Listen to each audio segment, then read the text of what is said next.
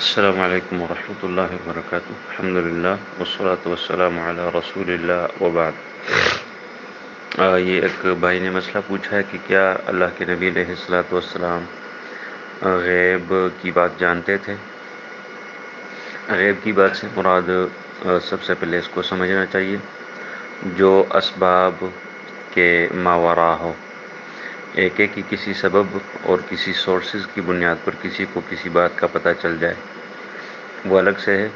لیکن without any sources, بغیر کسی اسباب کے کسی بات کا بندے کو پتہ چل جانا، اس کو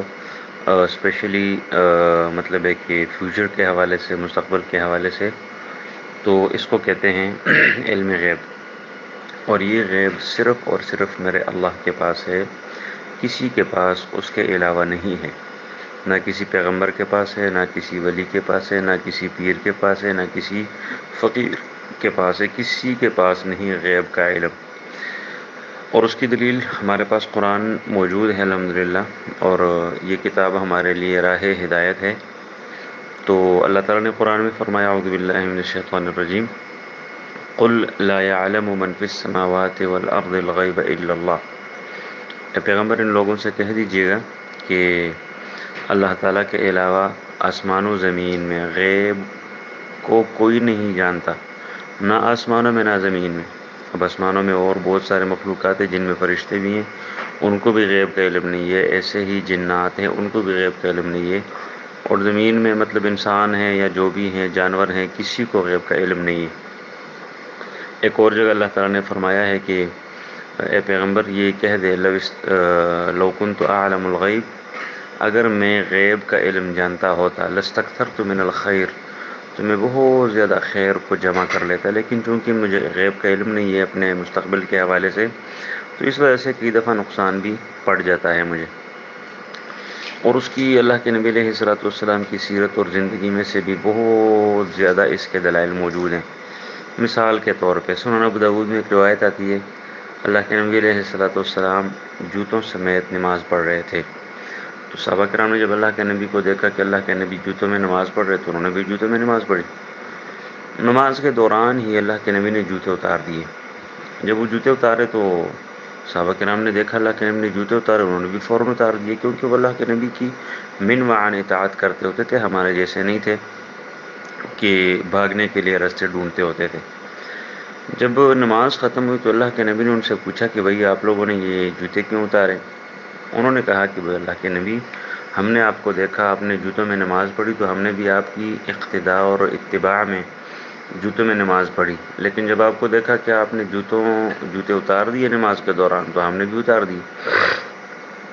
اللہ کے نبی علیہ الصلوۃ والسلام نے ان کو کہا کہ بھائی معاملہ یہ تھا کہ میرے پاس نماز کے دوران ہی جبریل آئے اور انہوں نے مجھے کہا کہ آپ کے جوتے کے نیچے گندگی لگی ہے، لہٰذا اسی لیے آپ اپنا جوتا اتارے، کیونکہ لباس کا صاف ہونا اس کے لیے نماز کی شرط ہے، اس لیے میں نے جوتا اتارا ہے۔ اور پھر اللہ کے نبی نے فرمایا کہ جب تم میں سے کوئی شخص مسجد میں آئے وہ اپنے جوتے کو دیکھ لے، اگر وہ گندا ہے تو اس کو صاف کر لے، اور اگر صاف ہے تو اس میں نماز پڑھ لے، کوئی ایشو نہیں۔ اب یہ جو حدیث ہے اس میں یہ بات بالکل واضح ہے کہ اللہ کے نبی علیہ الصلوۃ والسلام کو اپنے جوتے کے نیچے گندگی لگی کا علم نہیں تھا، جبریل نے آ کر بتایا، تو اس کا مطلب ہے کہ اللہ کے نبی علیہ الصلوۃ والسلام عالم الغیب نہیں تھے۔ ایک اور دلیل ام المومنین عائشہ صدیقہ رضی اللہ تعالیٰ عنہا کے اوپر تہمت لگی تھی، پورا ایک مہینہ اللہ کے نبی انتہائی ٹینشن میں، پریشانی کی حالت میں تھے، صحابہ کرام بہت زیادہ پریشان تھے، وہی نہیں آ رہی تھی تو اللہ کے نبی کو پتہ بھی نہیں چل رہا تھا کہ یہ عبداللہ بن ابی رئیس المنافقین جو منافقین کا سردار ہے اس کی طرف سے ایک تہمت ہے اور ایک غلط بات ہے۔ تو اللہ کے نبی علیہ الصلوۃ والسلام کوئی فیصلہ بھی نہیں کر پا رہے تھے، علی سے مشورہ لیا، اسامہ بن زید رضی اللہ عنہ سے مشورہ لیا، بریرہ سے رضی اللہ عنہا ایک لونڈی تھی ان سے مشورہ لیا، یوں اللہ کے نبی علیہ الصلوۃ والسلام خود نہیں جانتے تھے، یعنی اگر ان کو غیب کا علم ہوتا تو وہ فوراً کہتے کہ بھئی تو غلط کہہ رہا ہے، یہ تو مطلب ایسے ان کا ہار گم ہو گیا تھا اور اس کو ڈھونڈنے کے لیے نکلی تھی، اور صفوان بن معطل السلمی رضی اللہ تعالیٰ عنہ کے ساتھ اس کا کوئی لین دین، کوئی تعلق تھا ہی نہیں سرے سے۔ بہرحال دلائل تو بہت زیادہ ہیں جہاں سے یہ پتہ چلتا ہے کہ اللہ کے نبی علیہ الصلوۃ والسلام عالم الغیب نہیں تھے۔ یہاں پر ایک سوال پیدا ہوتا کہ کئی ایک باتیں اللہ کے نبی نے بتائی ہیں تو اس کا پھر حل یہ ہے، بالکل بتائیے مستقبل کے حوالے سے، مثال کے طور پر اللہ کے نبی نے کہا ہے کہ قرب قیامت جو ہے نا وہ علم اٹھ جائے گا، جہالت بہت زیادہ بڑھ جائے گی۔ قرب قیامت جو ہے نا وہ مطلب ہے کہ اور مطلب جو نشانیاں ہیں اللہ کے نبی علیہ الصلوۃ والسلام نے بیان فرمائی ہے، والدین کی نافرمانی بہت زیادہ ہوگی مثال کے طور پہ، یا اور بہت زیادہ۔ اب یہ کیسے پھر پتہ چلا ان کو؟ دراصل اللہ تعالیٰ نے بتایا ہے، اور اللہ تعالیٰ نے جب بتا دیا تو وہ علم غیب نہیں ٹھہرا، بلکہ وہ ایک سبب بن گیا۔ اب اس کی ایک سادی سی مثال میں آپ کو دیتا ہوں مزید سمجھانے کے لیے۔ کمرے کے اندر 3-4 لوگ بیٹھے ہوئے ہیں، اس کمرے سے ایک بندہ باہر نکلا، اور باہر جا کر ایک بندے نے پوچھا کہ کمرے کے اندر کون کون ہے؟ اس کو کہتا ہے کہ عبداللہ ہے، عبد الرحمن ہے، زید ہے، بکر ہے۔ اچھا، وہ جو باہر بندہ تھا وہ کمرے میں آیا ہی نہیں، اور کمرے سے ایک بندہ باہر نکلا تو اس نے اس کو بتا دیا کہ کمرے کے اندر ایسے ایسے لوگ ہیں۔ تو وہ جا کر پھر اعلان کر دے کہ میں تو عالم الغیب بن گیا، میں بتا دیتا ہوں آپ کو کہ کمرے میں کون کون ہے۔ تو یہ تو علم غیب تھوڑی ہے۔ ایسے ہی اللہ کے نبی علیہ الصلوۃ والسلام بھی تھے کہ ان کو اللہ تعالیٰ نے بتایا ہے جبریل کی وساطت سے، جو ان کو بتایا گیا انہوں نے بتا دیا آگے،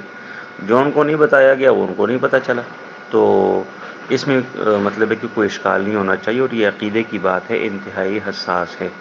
السلام علیکم ورحمۃ اللہ وبرکاتہ۔